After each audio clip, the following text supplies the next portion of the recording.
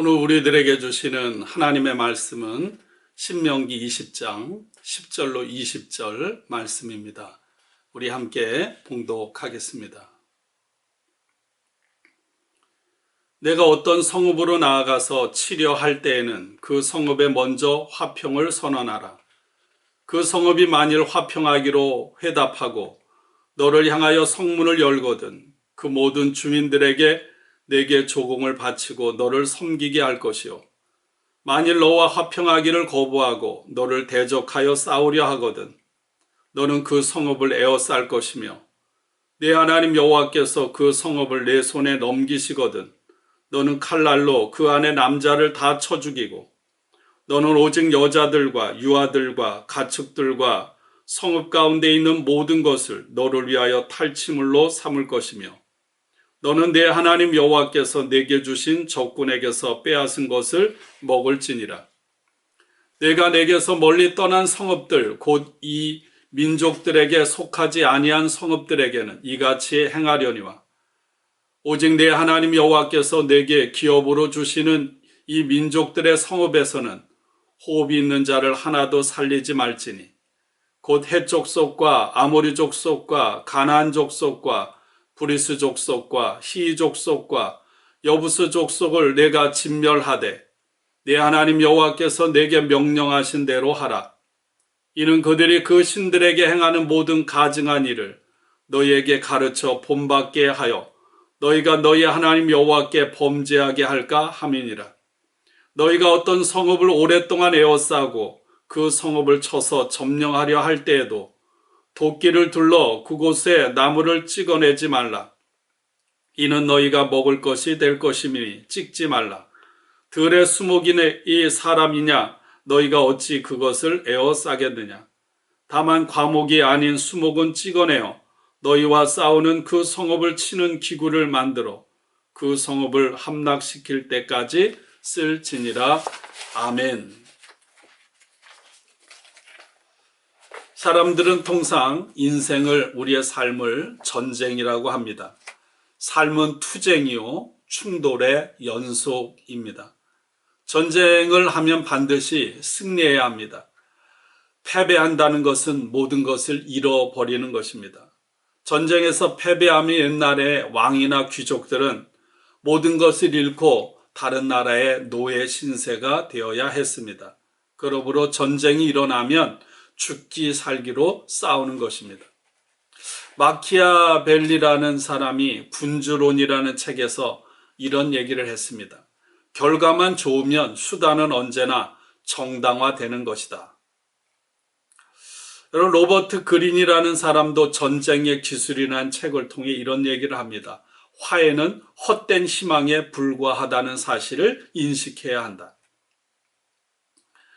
우리가 살아가는 세상은 그래서 그런지 강한 자만 살아남고 약한 자는 죽거나 도태되거나 그리고 고통을 받아야 하는 그런 사회가 되었고 되어가고 있습니다. 신명기 19장부터 25장 19절은 이스라엘의 하나님 여호와께서 이스라엘 백성들에게 주셔서 살게 될 가나안 땅에서 이스라엘 백성들이 지켜야 할 규례와 법도에 관한 말씀입니다. 특별히 여러분 10계명 중에 6번째 계명은 살인하지 말라는 계명에 대해서 오늘 저희들이 읽은 20장은 적극적인 해석을 하고 있습니다. 특별히 신명기 20장은 전쟁에 관해서 이야기하고 있습니다. 우리들이 함께 읽은 말씀은 살인이나 살생이 가능한 경우를 이야기하는 것입니다. 살인하지 말라는 계명에 대해서 오직 살인해도 되는 경우, 그것은 전쟁이 일어날 때입니다. 전쟁 중에 저질러지는 살인에 대해서 규정을 하고 있는 것입니다. 그러나 여기에 있어서도 엄격한 제한, 이스라엘이 지키고 따라야 할 규칙이 주어져 있습니다. 전쟁을 하는데 어제 함께 나눈 신명기 20장 1절부터 9절까지 말씀에는 전쟁터에 나가서는 안 되는 사람이 누구인지에 대해서 규정해 놓았습니다. 그리고 오늘 말씀은 전쟁을 하게 되는 경우에 있어서도 지켜야 되는 지침, 그리고 따라야 하는 순서가 적혀 있습니다. 전쟁을 하게 될 때 먼저 평화를 선언하라는 것입니다. 그 다음에 평화를 거부할 경우에, 싸우려고 할 경우에 전쟁을 하라는 것입니다. 그리고 마지막으로 살인, 살생을 하는 경우에 있어서 나무에게까지 적용하라고 명령하고 있습니다. 특별히 전쟁을 할 경우에 나무를 잘라야 할 경우가 발생할 것입니다. 그럴 때에도 열매 맺는 나무는 남겨두라는 것입니다. 왜냐하면 열매는 전쟁을 하는 군인들에게 아주 필수적인 식량이 될 수 있기 때문입니다. 또 나무는 이스라엘 백성들에게 적군이 돼서 이스라엘을 공격할 리가 없기 때문입니다.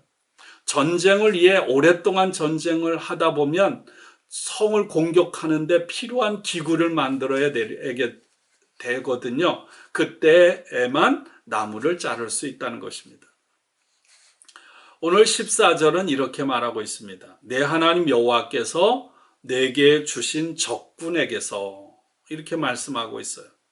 다시 말하면 전쟁에서 승리를 주시는 분은 하나님이라는 고백입니다. 이스라엘의 전쟁은 하나님의 신실하심에 근거를 두고 있는 거룩한 전쟁, 영적인 전쟁입니다. 이스라엘 백성들은 과거에 그것을 경험했습니다. 애굽 땅에서 여러분 고통을 당할 때 하나님께서는 바로와 바로의 군대를 치셔서 이스라엘 백성들을 인도하셨습니다. 이스라엘 백성들이 어떤 군사력이 뛰어나서, 전쟁 능력이 뛰어나서 애굽에서 해방된 것이 아니죠. 전쟁의 승패는 군사력의 우위에 있는 것이 아니라 바로 여호와 하나님에게 달려 있다는 것입니다. 사무엘상 14장 6절의 말씀입니다. 우리가 이 할례 받지 않은 자들에게로 건너가자. 여호와께서 우리를 위하여 일하실까 하노라. 여호와의 구원은 사람이 많고 적음에 달리지 아니하였느니라.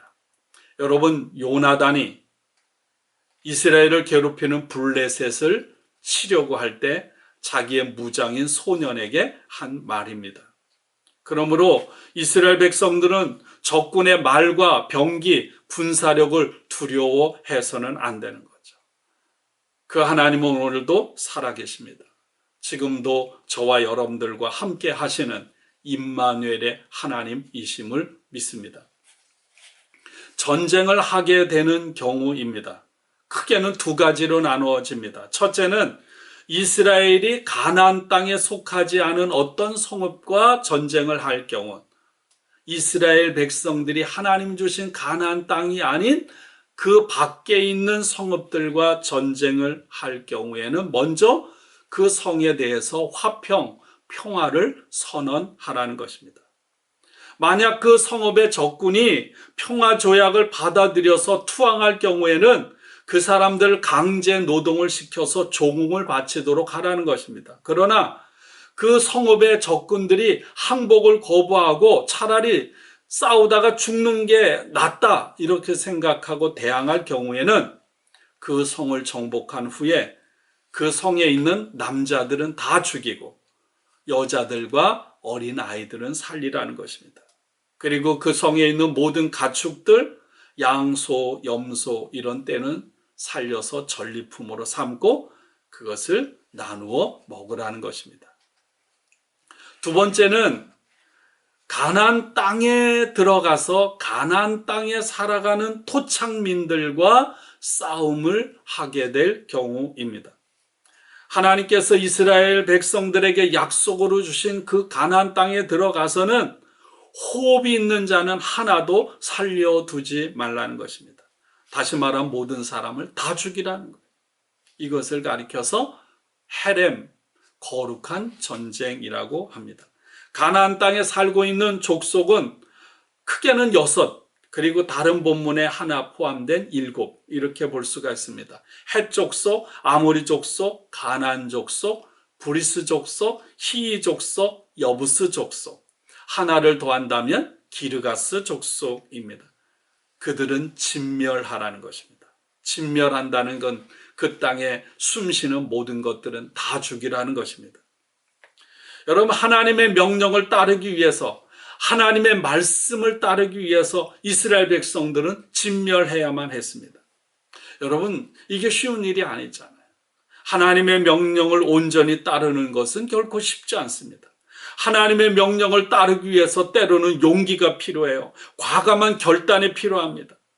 그리고 가나안 족속들이 긍휼히 여기는 것, 그것조차도 해서는 안 되는 거예요. 여러분, 우리가 자주 실수하고 넘어지는 것이 여기에 있습니다. 마치 우리는 내가 하나님보다 더 너그럽고 내가 하나님보다 더 사랑과 긍휼이 많은 존재처럼 착각할 때가 얼마나 많은지 몰라요. 그래서 하나님의 말씀, 하나님의 명령을 어기는 경우들이 있습니다. 옛날의 전쟁은 신들과 신들의 전쟁이었습니다. 특별히 하나님을 사랑하는 것과 가나안 신들을 숭배하는 것 사이에서 이스라엘 백성들은 오직 하나님만을 사랑하고 섬겨야만 했습니다. 여러분, 하나님께서 가장 싫어하는 것이 있습니다. 성서에 가득 담겨 있는 하나님이 가장 싫어하는 것, 바로 혼합주의입니다.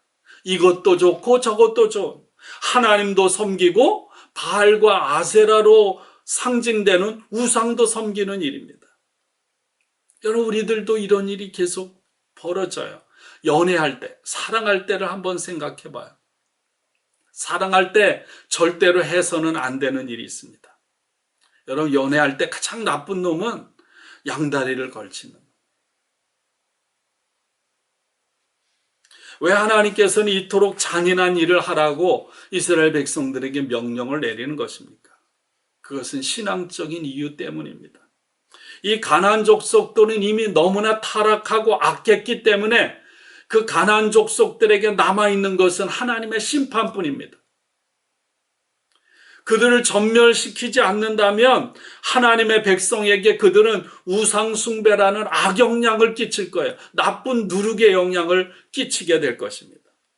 그러므로 하나님은 이스라엘 백성들을, 그 땅의 백성들을 진멸함으로 이스라엘 백성들을 순결하게 보존하고 싶어하는 간절한 열망을 갖고 있었던 것. 다시 말하면 하나님의 잔인함이 아니라 당신의 백성들을 향한 사랑의 마음을 담고 있는 것입니다. 하나님께서 이스라엘 백성들에게 주셔서 뿌리를 내려 살게 하시는 그 땅에서 우상 숭배가 자행하도록 해서는 안 되는 것입니다.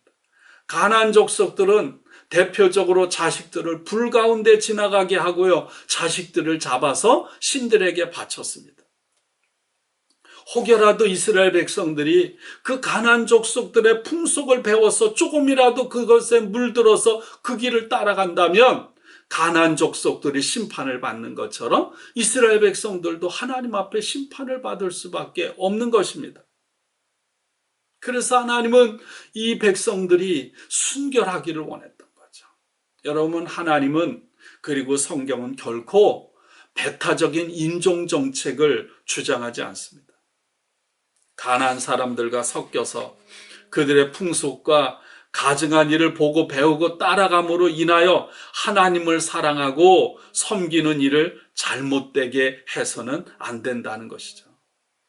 여러분, 역사적으로 이스라엘 백성들은 이 하나님의 명령, 하나님의 말씀을 지키는 일에 실패했습니다. 그 결과로 이스라엘 백성들은 우상 숭배를 하는 죄를 끊임없이 반복하게 됩니다. 사사기부터 그 말씀이 가득 들어 있어요. 이스라엘은 이미 하나님 앞에서 여러분 하나님만을 섬기겠다고 약속했습니다.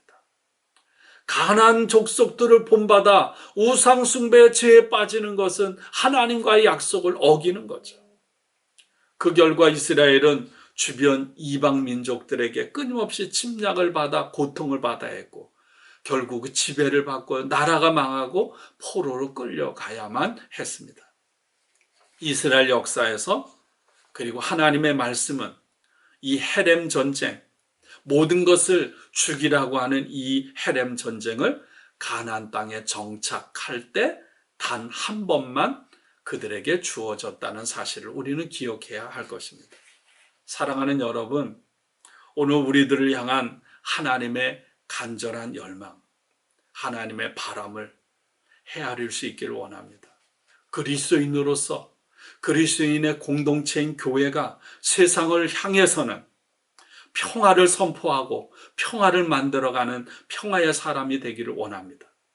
그러나 우리 교회 안에서 그리스도인 스스로는 그리스도인의 정체성을 온전히 가지고 철저하게 죄의 모습은 눈꼽만큼이라도 철저하게 제거함으로 거룩한 삶을 살아가는 그런 저와 여러분들이 되기를 결단하고 사모하시기를 바랍니다. 하나님은 우리가 오직 하나님만을 마음을 다하고 뜻을 다하고 힘을 다해서 사랑하고 섬기기를 원하십니다. 하나님은 당신의 자녀들이 하나님 앞에서 다른 마음을 품거나 다른 것을 따라가거나 다른 것들을 더 좋아하는 것이 아니라 하나님 앞에 100% 순종, 100% 순결을 원하시는 줄로 믿습니다. 오늘 하나님께서 우리에게 주셔서 살아가게 하는 삶의 자리에서 하나님의 자녀로서 그리스도인으로서 나는 어떤 모습으로 하나님 앞에 순결하고 거룩한 삶을 살아가고 있는지 오늘 이 말씀의 거울 앞에 우리 자신을 세워보시고 철저하게 하나님 말씀에 순종하기로 결단하는 거룩한 하루가 되기를 원합니다. 나의 모습을 통해서 나와 함께 살아가는 내 가족, 나와 함께 살아가는 내 동료, 내 이웃들이 나의 모습을 통해 하나님의 성품을 알고 배우고 하나님을 인정하고 나를 통해 하나님께 영광 돌리는 그 거룩한 역사들이 오늘 하루를 살아갈 때, 아니 매일을 살아갈 때 저와 여러분들을 통해서 이루어지기를 주님의 이름으로 축원합니다. 이 시간 우리 함께 기도하겠습니다. 하나님, 세상과의 관계에서 하나님 오늘 말씀처럼 평화를 이루는 평화의 사람이 되게 하시고 내 속에서 우리 안에서는 불의와 비진리에 대해서 거룩한 분노를 가지고 철저하게 죄를 멀리하게 하옵소서. 만나의 모든 성도들이 이 코로나 상황으로 인한 어려움을 이겨내게 하시고 오히려 믿음 가운데 굳건하게 하여 주옵소서. 두려워하지 않게 하옵소서. 코로나 상황이 속히 종속되게 하시고 종식되게 하시고 이를 통해서 정말 하나님의 주권, 하나님의 살아계심이 드러나게 하옵소서. 오늘도 주변에 고통받는 많은 사람들, 우리가 살아가는 이 땅과 우리의 두꺼운 고국, 그리고 온 세계를 위해 기도하시되 특별히 주님의 복음을 전하는 우리 선교사님들을 위해서 그 사역을 위해서도 함께 기도하시기 바랍니다. 우리 다 함께 기도하겠습니다.